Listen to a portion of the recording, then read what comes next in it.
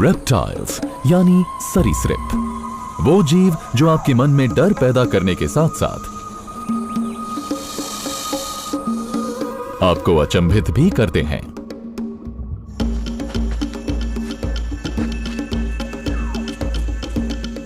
पपड़ीदार alien जैसी त्वचा,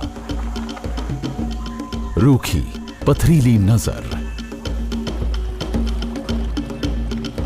और गजब की फुर्ती।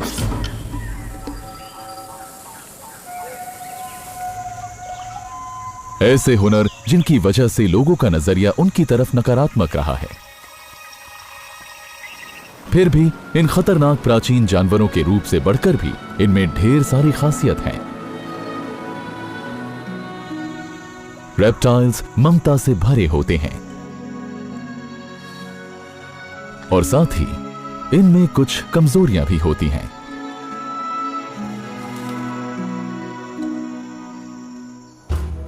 आज हम जानने वाले हैं रेप्टाइल्स की दुनिया के सबसे प्रमुख समूह के बारे में, द स्क्वामेट्स, जिसमें आते हैं लिजर्ड्स और स्नेक्स। दोनों को मिलाकर ये अपनी प्रजाति में 95% के दावेदार हैं। रेप्टाइल्स की ये ब्रांच आपको मिलेगी घिसटते हुए या फिर रेंगते हुए, वो भी हर महाद्वीप पर सिवाय एंटार्क्टिका के, क्योंकि इनका खून ठंडा होता है इसलिए वहां बच पाना मुश्किल है। स्नेक्स और लिजर्ड्स ने जमीनी इलाकों के साथ साथ समुद्री इलाकों पर भी राज किया है। इनकी लगभग 10,000 से ज्यादा प्रजातियां दर्ज हैं, इसलिए इनकी संख्या समुद्र और जमीन दोनों पर काफी ज्यादा है। इस भीड़ में आते हैं डेविल्स, मॉन्स्टर्स और ड्रैगन्स। इस प्रजाति के कुछ जीवों को कुछ बेहतरीन नाम दिए गए हैं।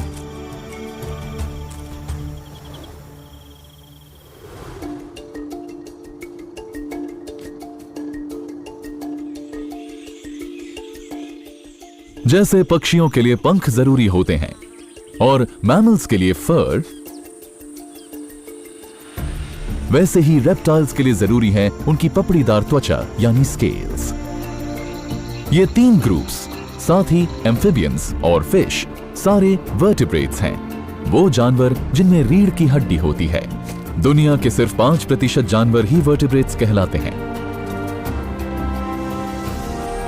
एक रेप्टाइल माने जाने के लिए एक वर्टिब्रेट की त्वचा स्केल्स से ढकी होनी चाहिए, या फिर हड्डियों जैसी प्लेट्स जिन्हें स्कूट्स कहते हैं, या फिर ये दोनों चीजें होनी चाहिए। मादा रेप्टाइल्स में अंडे देने की काबिलियत होती है। इन अंडों के शेल्स चमड़े जैसे या फिर सख्त होते हैं। और हां, इस तरह के जानवर एक्टोथर्मिक होते हैं, यानी कि ये शरीर का तापमान काबू में नहीं कर सकते। उसकी जगह ये प्रकृति पर निर्भर करते हैं गर्माहट के लिए या ठंडक के लिए। क्लास रेप्टिलिया में 4 तरह के उपसमूह होते हैं जिन्हें ऑर्डर्स कहते हैं। क्रोकोडाइल्स या एलिगेटर्स क्रोकोडिलियंस में आते हैं। दूसरा ग्रुप है टेस्टुडियंस, जिसमें आते हैं टर्टल्स और टॉर्टोइसेस।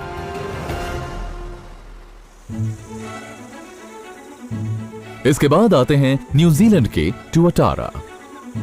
ये दिखने में लिजर्ड जैसे लगते हैं पर होते बहुत ही अनोखे हैं, और ये अपने ऑर्डर यानी उपसमूह में इकलौते हैं। आखिर में आता है सबसे बड़ा ऑर्डर, स्क्वामाटा, एक लैटिन शब्द जिसका मतलब है स्केल्स से भरा हुआ। इस ग्रुप के सदस्य हैं लिजर्ड्स,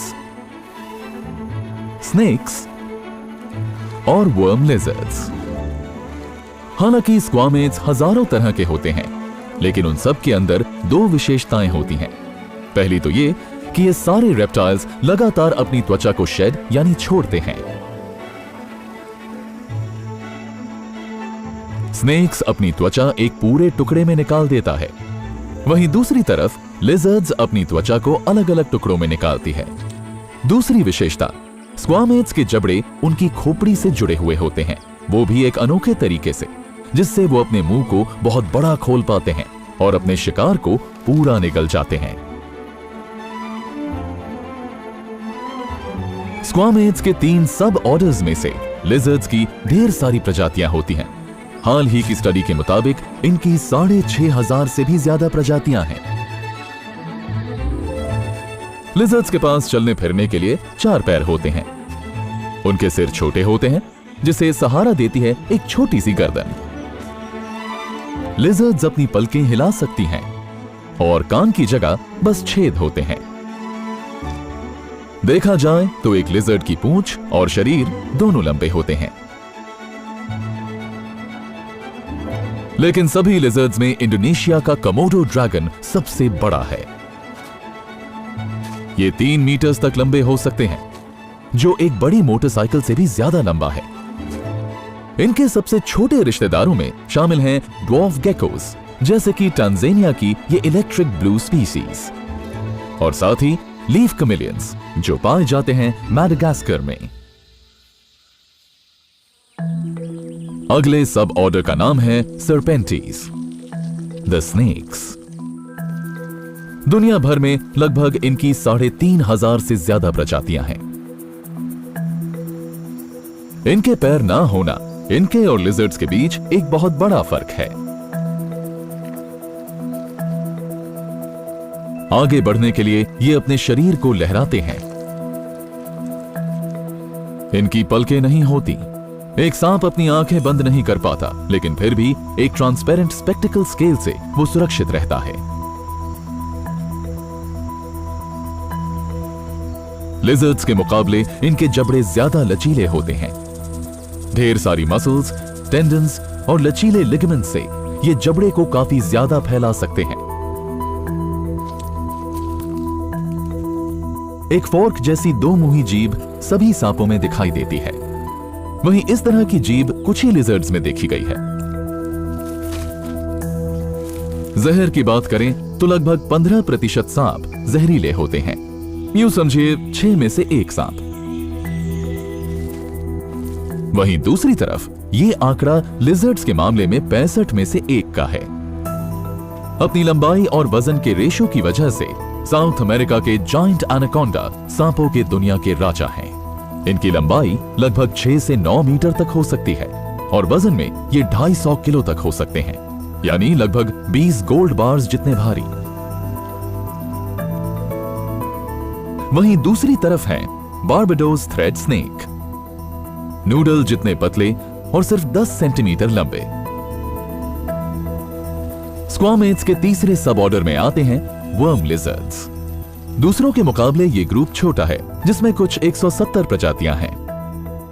वर्म लिजर्ड्स का शरीर ज्यादातर लंबा होता है और या तो इनके पैर छोटे होते हैं या होते ही नहीं हैं। ये बिल में रहने वाले जीव ज्यादा से ज्यादा 15 सेंटीमीटर जितने लंबे हो सकते हैं।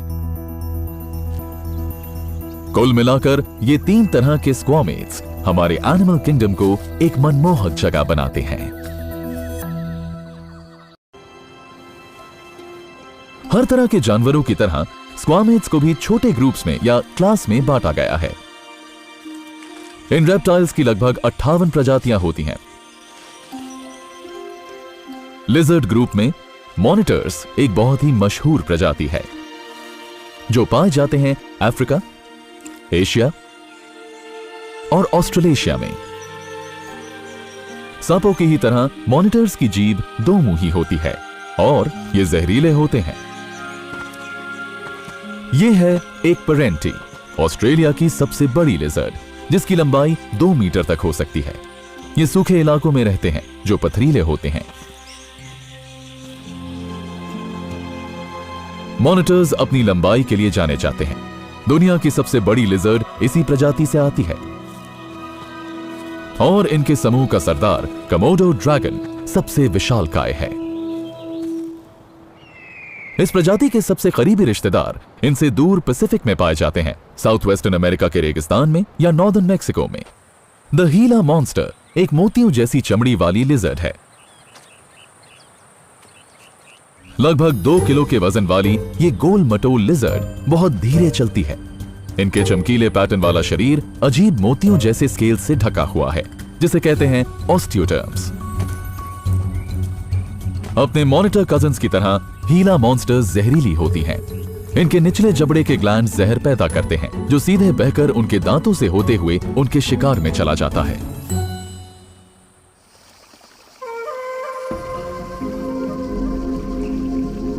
अगला ग्रुप है इग्वानियाज, जिसमें आते हैं कैमेलियंस, अगैमिड्स और इग्वानास। इग्वानास शाकाहारी रेप्टाइल्स होते हैं जो कि अमेरिका के ट्रॉपिकल जोन में पाए जाते हैं। गलापागोस आइलैंड्स के ये मरीन इग्वानास हमें सिखा रहे हैं कि लिजर्ड्स के एक समूह को लाउंज क्यों कहा जाता है। अगैमिड्स पाए जाते हैं पूरे एशिया में, अफ्रीका में और ऑस्ट्रेलिया में। इनमें से बहुत सी लिजर्ड्स के स्केल्स उल्टे होते हैं।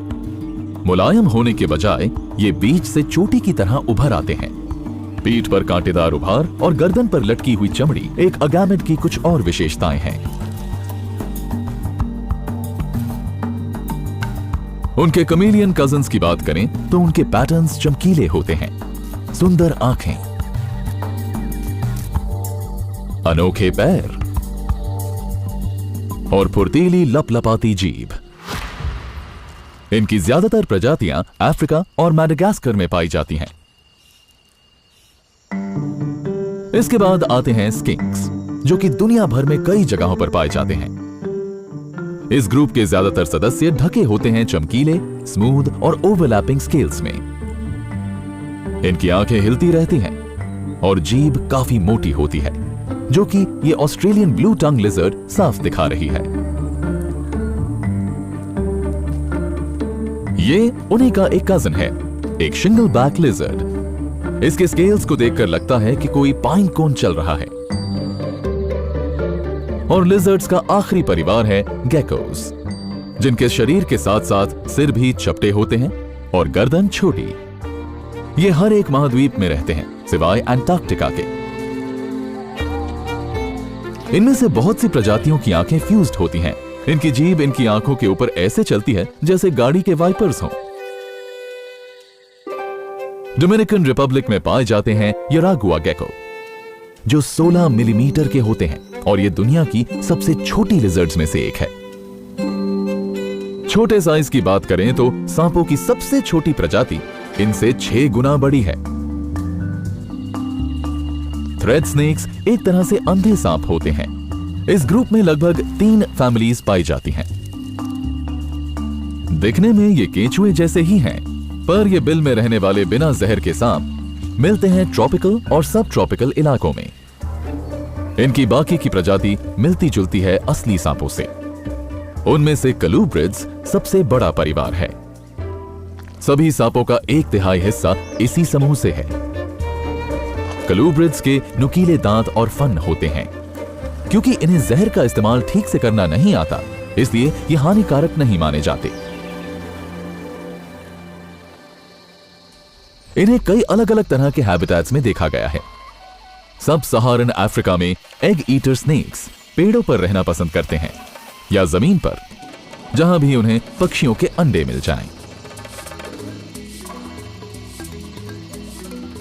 चमकीले रंग और पैटर्न से भरा ये रेप्टाइल एक कोरल पाइप स्नेक है या फॉल्स कोरल स्नेक, जो साउथ अमेरिका के ट्रॉपिकल रीजन्स में इस तरह से रेंगते हुए पाए जाते हैं। ये अपनी प्रजाति के इकलौते सदस्य हैं। इसके विपरीत पाइथन्स की 30 से ज्यादा प्रजातियां होती हैं। ये बिना जहर के स्नेक्स मिलते हैं एशिया में, अफ्रीका में और ऑस्ट्रेलिया में। पाइथन काफी मोटे और धीरे चलने वाले जीव हैं। इनके सिर तिकोने आकार के होते हैं और शिकार को पकड़ने के लिए दांत पीछे की तरफ मुड़े हुए होते हैं।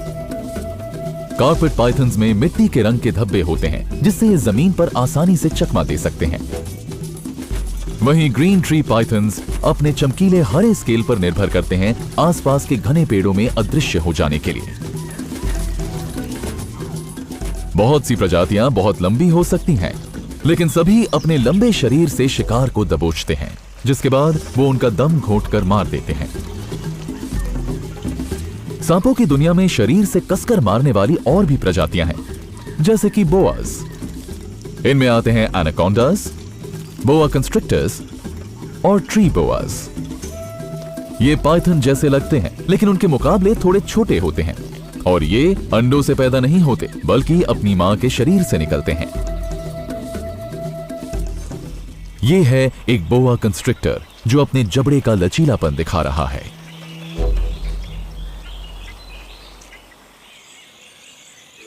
वहीं दूसरी तरफ सांप की एक अलग प्रजाति अपने जबड़े दिखा रही है। ये है एक डेथ एडर, एक तरह का एलापिड। एलापिड जहरीले सांप होते हैं जिनकी पहचान होती है उनके खोखले और हमेशा खड़े हुए दांत, जिनसे वो अपने शिकार में जहर भोंकते हैं। ये रेप्टाइल सारे ट्रॉपिकल इलाकों में पाए जाते हैं। एलापिड्स फुर्तीले जानवर होते हैं जिनका लंबा पतला शरीर चिकने मुलायम स्केल्स से ढका हुआ होता है। किंग कोबरा के पास एक खास विशेषता होती है, एक हुड। गले की त्वचा ढीली होने की वजह से वो उस फन को फैलाकर खतरे को दूर रहने की चेतावनी देते हैं। वहीं सी स्नेक्स अजीब तरह के एलापिड्स होते हैं जो ज्यादातर पानी में ही अपनी जिंदगी जीते हैं। उनकी चप्पू जैसी पूंछ और चपटे शरीर से ये जहरीले रेप्टाइल्स ईल्स के जैसे लगते हैं। जहां एलापिड्स के दांत अपनी जगह स्थिर होते हैं, वहीं वाइपर्स के लंबे दांत हिंज्ड होते हैं और आगे पीछे हिल सकते हैं। एक हैंडलर सावधानी से इनके दांत दिखा रहा है। वाइपर्स दुनिया के कई हिस्सों में पाए जाते हैं। इनका शरीर स्टॉकी होता है और सिर चौड़ा। रैटल स्नेक्स इस प्रजाति के सबसे मशहूर सदस्य हैं। इनकी आवाज करती हुई पूंछ केराटिन की बनी है, वही पदार्थ जो पंजे, बाल और पंखों में होता है। पूंछ में लगी मसल्स रैटल के कुछ हिस्सों को हिलाती है, वो भी 90 बार प्रति सेकंड, जिससे एक तेज आवाज आती है जो खतरे को भगाने के लिए काफी है। अनोखे, सुंदर और कभी कभी डरावने स्नेक्स और लिजर्ड्स एनिमल किंगडम की बहुत ही दिलचस्प प्रजातियां हैं। हर जानवर का जिंदा बचे रहना निर्भर करता है दो खास बातों पर: सजगता, माहौल में ढलना, और खुद के बचाव की कुछ खास तकनीकें भी। रेप्टाइल्स इन सभी खूबियों में माहिर हैं। लिजर्ड्स और स्नेक्स के लिए स्केल्स खतरे से बचने की इनकी पहली परत है। इनकी पूरी त्वचा ओवरलैपिंग स्केल्स की परत से ढकी होती है, जिसमें केराटिन भरा होता है, यानी प्रोटीन से भरा एक फाइबर। उनकी ये प्राकृतिक ढाल उन्हें यूवी रेस से बचाती है और सफर के वक्त किसी भी तरह की खरोंच नहीं लगने देती, और ये शरीर की नमी को बचा कर रखती है। बहुत से रेप्टाइल्स अपनी उपस्थिति से ही खुद का बचाव करते हैं। अपने स्केल्स के रंग और आकार को आसपास के वातावरण के रंग से मिलाकर वो छिप जाते हैं।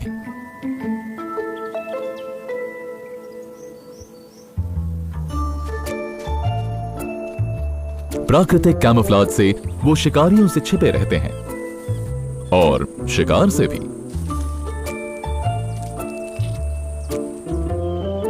अगर उन्हें देख लिया जाए तो उनके पास एक और प्लान होता है।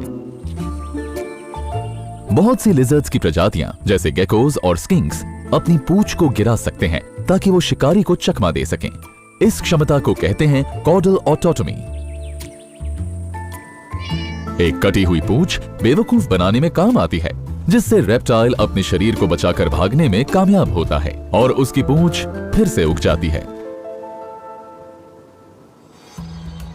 स्पिटिंग कोबराज भी खुद को बचाने के लिए खतरनाक कदम उठाते हैं। खतरे के वक्त वो अपने जहर के ग्लैंड्स की मांसपेशियों को जकड़कर जहर ऐसे थूकते हैं। उनका मकसद हमलावर को अंधा करना होता है। इसके अलावा कोबराज खतरे के वक्त अपना हुड फैला देते हैं। इससे पता चलता है कि वो खतरे को भांप चुके हैं। The Australian frilled neck lizard इसी तरह से सामने वाले को डराने के लिए पूरी दुनिया में मशहूर है।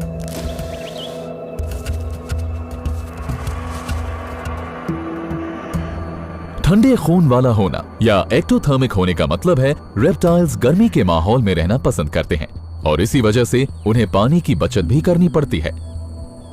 उनकी स्केल वाली त्वचा शरीर में पानी बचाए रखती है। ऐसा ही एक रेगिस्तानी जानवर है ऑस्ट्रेलियन थॉर्नी डेविल। ये अपने कांटों से भरे शरीर का इस्तेमाल करके पानी सोख लेता है।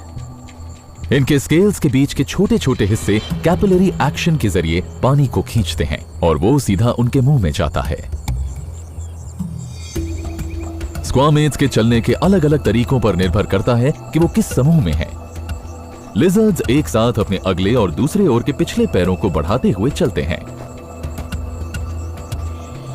बिना पैर वाले लिजर्ड्स अपने बगल के हिस्से से खुद को जमीन पर धक्का देते हुए चलते हैं और स्नेक्स बगल के हिस्से और पेट के स्केल से आगे बढ़ते हैं।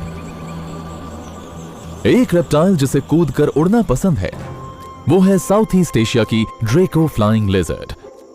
उनके पंख त्वचा की सिलवटों से और लंबी पसलियों से बने होते हैं। उड़ने के लिए यह अनोखी लिजर्ड फैलकर अपने पंखों को खोलती है और फिर कूद जाती है। रेप्टाइल्स अक्सर उड़ते हुए दिखाई नहीं देते होंगे, लेकिन वो लगातार ऐसा करते हैं। अपनी जीभ बाहर निकालते हुए स्नेक्स और लिजर्ड गंध इकट्ठा करते हैं जो जमीन और हवा में केमिकल्स से मिलती है। उनकी जीभ में स्वाद या खुशबू के रिसेप्टर्स नहीं होते, बल्कि ये रिसेप्टर्स उनकी नाक की कैविटी के एक खास कोने में होते हैं। इन्हें जेकबसन्स ऑर्गन कहते हैं और ये हर गंध को पहचान जाते हैं।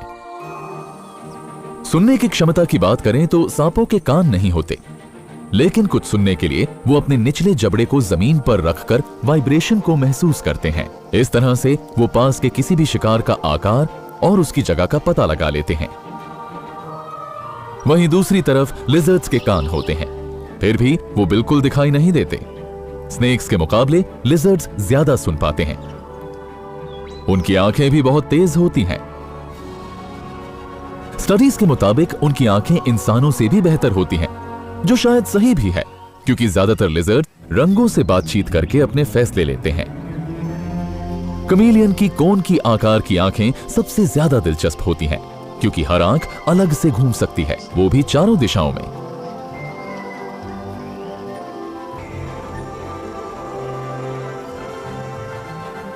कुछ स्नेक्स अंधेरे में देख पाते हैं, उनके सिर पर लगे इन पिट्स की मदद से। ये अंग गर्मी महसूस करते हैं। इंफ्रारेड रेडिएशन से स्नेक गर्म खून वाले शिकार का शिकार कर पाते हैं। इस तरह का माहौल में ढलना रेप्टाइल्स के लिए फायदेमंद होता है, चाहे वो जहां भी अपनी जिंदगी जिए।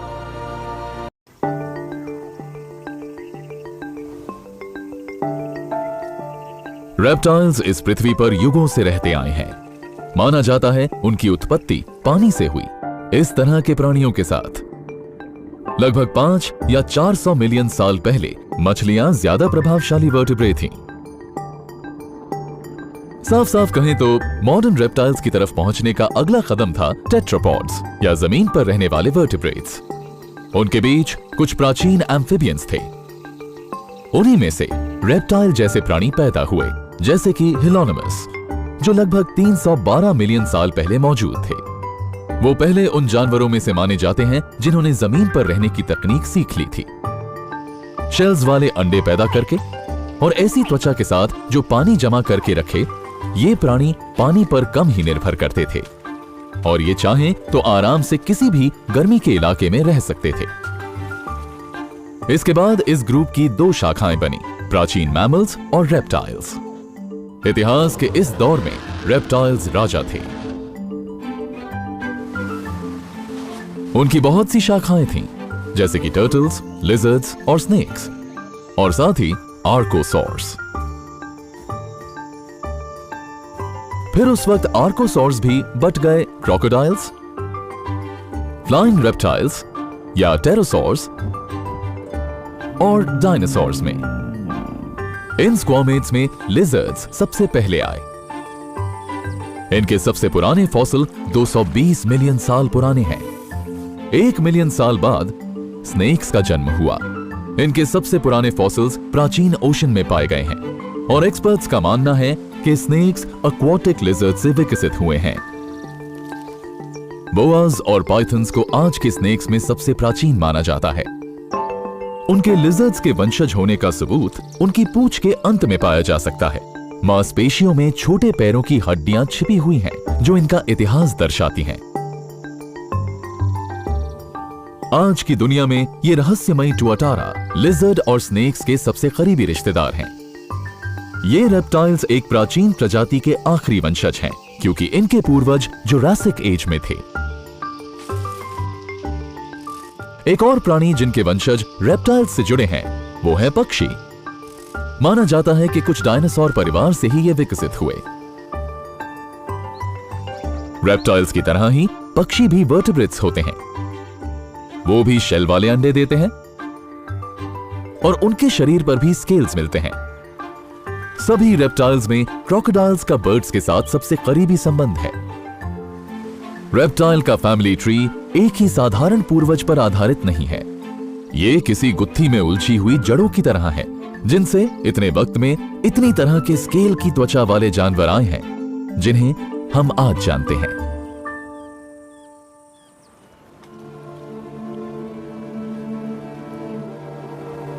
किसी भी वातावरण में रहने के लिए जानवरों के इंस्टिंक्ट्स बहुत जरूरी होते हैं, साथ ही उनके अलग अलग तरह के बर्ताव भी।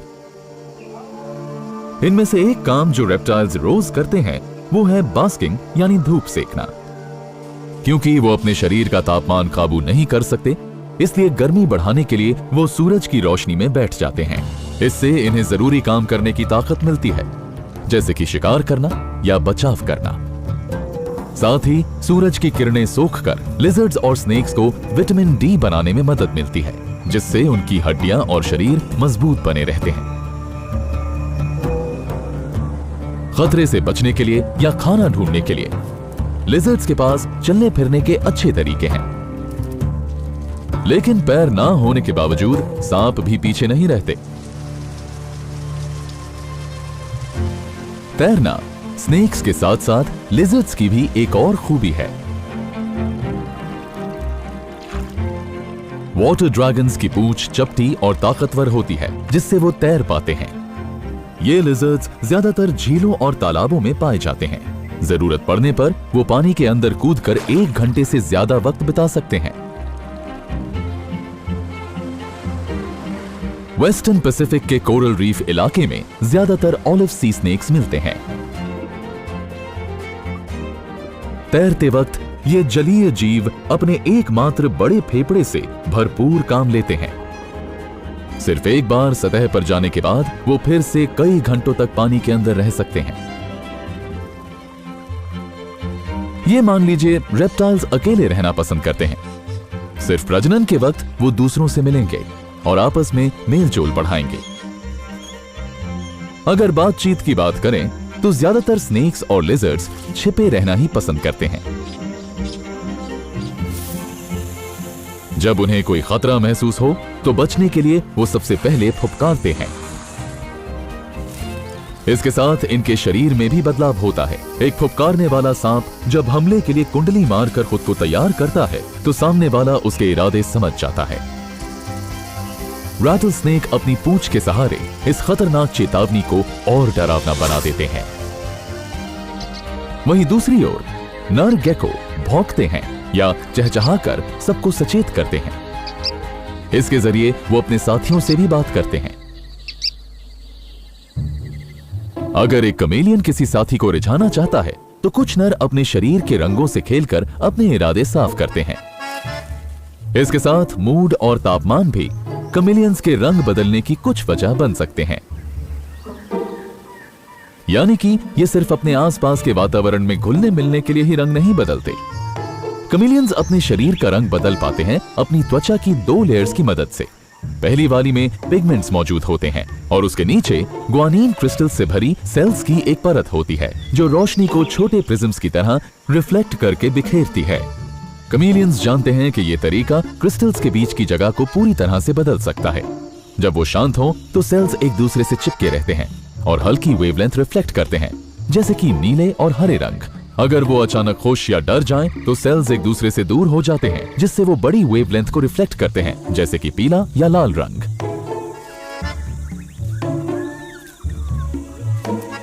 कमीलियंस की एक और मजेदार आदत है उनके चलने का तरीका। वो धीरे धीरे झूलते हुए चलते हैं। वो शायद ये इसलिए करते हैं ताकि वो सबको दिखाई ना दे। हवा में लहराते पत्तों की तरह हिलने से उनकी ये चाल उन्हें सुरक्षित रखती है। इससे साबित होता है कि अगर आप जिंदा रहने के खेल में शामिल हैं, तो सब्र रखने से आपकी जीत हो सकती है।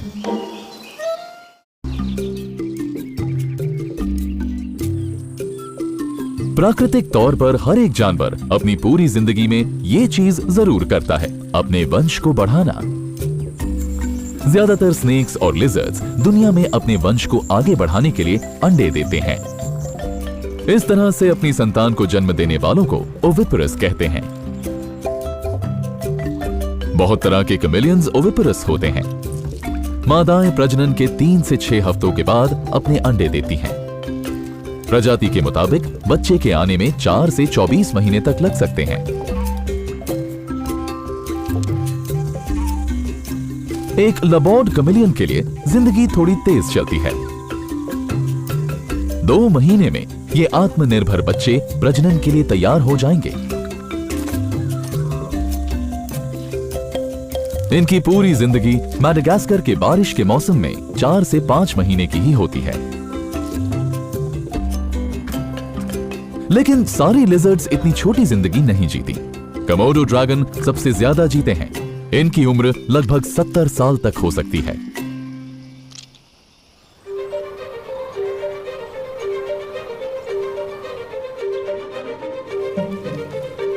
वहीं दूसरी तरफ स्नेक्स की जिंदगी छोटी होती है। इन छोटे इनलैंड टाइपैन्स के पास 8 से 10 साल हैं ऑस्ट्रेलिया के खूबसूरत जंगलों में घूमने के लिए। बुलबुले छोड़ता हुआ एल्ब्यूमिन शेल्स से बाहर निकलता है। ये लिक्विड बढ़ते बच्चों का पोषण है और उनके पानी का जरिया भी।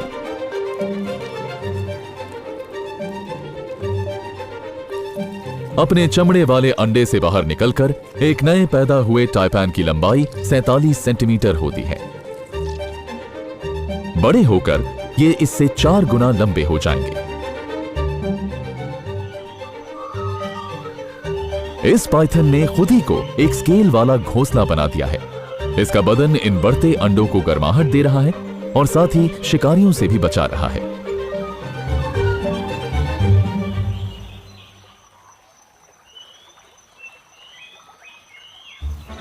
कुछ रेप्टाइल्स जैसे कि डेथ एडर्स ओविविपरस होते हैं।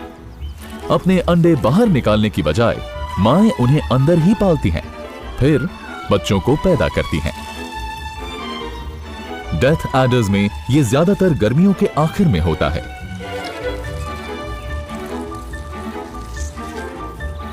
बड़े होकर ये लगभग 1 मीटर तक लंबे हो सकते हैं।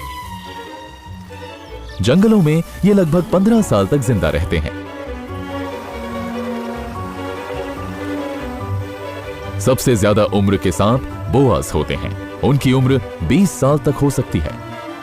यह बहुत दिलचस्प है, लेकिन उम्र के तराजू पर दूसरे रेप्टाइल्स का पलड़ा भारी है। टुअटारास की उम्र 60 साल तक हो सकती है। दुनिया के सबसे बड़े रेप्टाइल्स सॉल्ट वाटर क्रोकोडाइल्स पानी में 70 साल तक घूम सकते हैं। लेकिन जमीनी जानवरों में जायंट टॉर्टोइसेस का कोई मुकाबला नहीं। भले ही ये धीमे हो, लेकिन ये विशाल रेप्टाइल्स अपने ट्रॉपिकल आइलैंड के घरों में 150 साल तक जिंदा रह सकते हैं।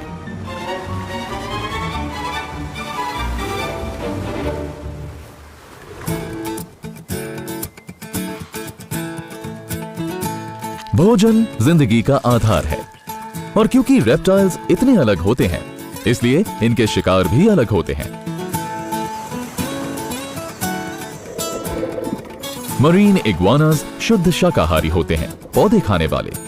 इनका खाना चट्टान पर उगने वाला एल्गी होता है, जो तट पर और पानी के अंदर मिलता है।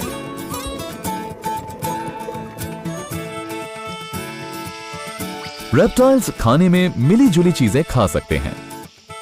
लैंड मालट्स हरे भरे रेन फॉरेस्ट्स में रहते हैं, जो कि इन बड़े ऑस्ट्रेलियन स्किंक्स के सामने ढेर सारा खाना परोसते हैं। ज्यादातर लिजर्ड्स और सारे ही स्नेक्स मांसाहारी होते हैं। थॉर्नी डेविल्स चींटियां खाकर अपना पेट भरते हैं। एक दिन में वो 1000 से ज्यादा चींटियां खा सकते हैं।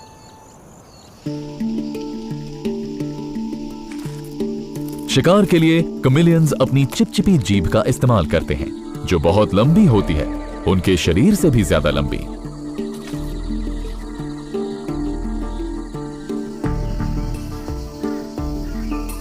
खाने में रेप्टाइल्स अंडे खाना भी पसंद करते हैं। शिकार का पीछा नहीं करना पड़ता और उन्हें चुराना भी आसान होता है। ईमू के विशाल अंडों का यह घोंसला इस पेरेंटी की भूख आराम से मिटा देगा।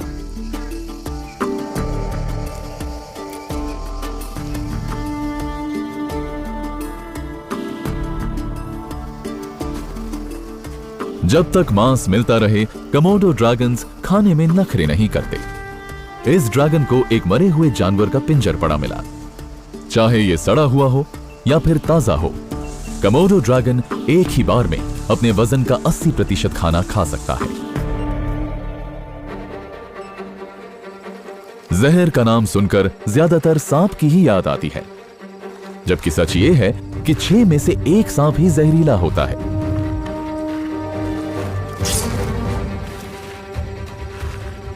यह हानिकारक पदार्थ एक खास तरह की थूक है जिसमें जहर मिला होता है। जब इसे शिकार के अंदर दांतों के जरिए भरा जाता है तो इससे शिकार हिलने लायक नहीं रहता और सांप उसे निगल लेता है।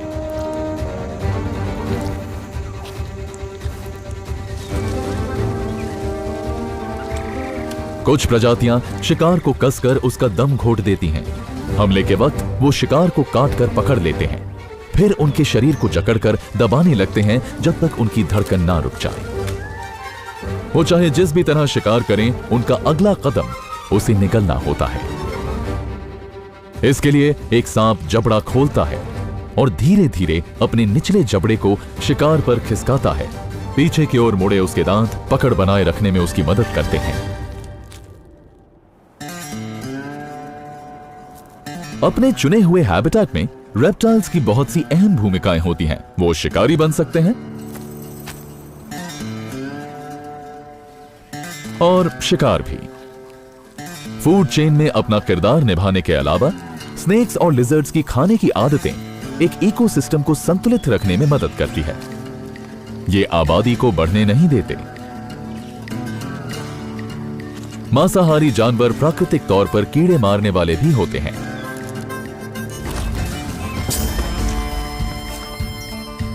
शाकाहारी बीज को अच्छी तरह से फैलाने का काम करते हैं।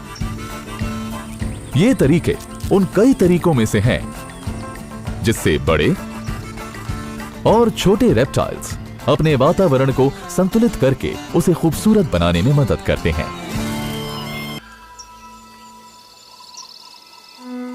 वैश्विक स्तर पर माना जाता है कि 5 में से 1 रेप्टाइल की प्रजाति खतरे में है। उनमें से कुछ हैं ज्यूड गेकोस, बोआज की अलग अलग प्रजातियां और सी स्नेक्स। इन्हें या तो विलुप्त होने की कगार पर माना गया है या ये विलुप्त हो चुके हैं। लेकिन दुनिया भर में इन्हें बचाने के प्रोग्राम्स कामयाब हो रहे हैं। 1990 के दशक के अंत में बहुत से शिकारी ओटागो और ग्रैंड स्किन्स के लिए खतरा बनते जा रहे थे। इसलिए फेरल कैट्स और फेरट्स को पकड़ने का काम जोरों शोरों से शुरू हो गया और मैमल प्रूफ फेंसिंग भी लगाई गई। इससे इन प्रजातियों की संख्या में सुधार आने लगा। सिर्फ 3 सालों में स्किंक की संख्या लगभग 94% बढ़ी। एक तरफ इंसानी छेड़छाड़ से कुछ रेप्टाइल्स को दिक्कत जरूर होती है, लेकिन बाकी प्रजातियां खुद को बचाना बखूबी जानती हैं। स्नेक्स और लिजर्ड्स की कई प्रजातियां शहरी इलाकों में मजे से रहती हैं। उदाहरण के तौर पर गेकोस गर्मी वाले शहरों के घरों में पाए जाते हैं। जहां भी रेप्टाइल्स मौजूद हैं, वहां उन्हें बचाने के लिए आसान सी चीजें की जा सकती हैं। बगीचे और पार्कलैंड्स बनाने से लिजर्ड्स और स्नेक्स का फायदा होगा। पोल्यूशन कम करने से और रेप्टाइल की चमड़ियों से बने सामान की मांग बंद करने से भी हम अच्छाई की तरफ कदम रखेंगे। ऐसे जानवर जो डायनासोर्स के साथ आराम से रह लेते थे और वो आज भी मौजूद हैं, उनके लिए हम इतना तो कर ही सकते हैं।